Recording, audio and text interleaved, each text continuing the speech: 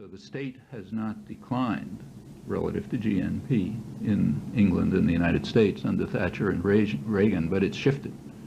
It's shifted to more and more service to the wealthy and less service to the rest of the population, which is the domestic analog to the international system.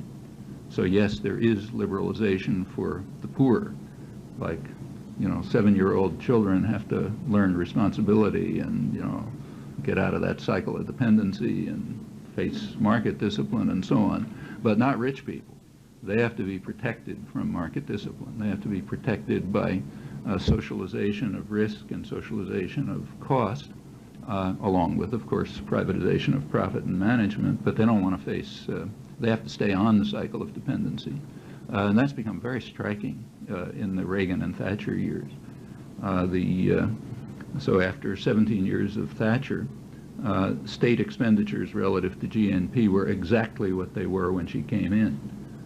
But the shift in the way the state was functioning was quite substantial.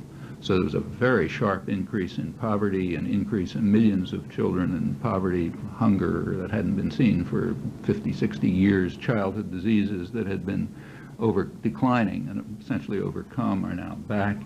And it's a kind of a Dickensian picture. At the same time, state expenditures are being used to, in fact, illegally, they keep having scandals to,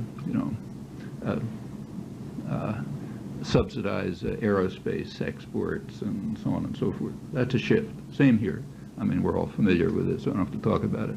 But there's been a very sharp shift internally in the United States. In fact, you see it quite strikingly by looking at, everyone knows that, should know at least, that the United States has by far the highest level of inequality of any industrial society.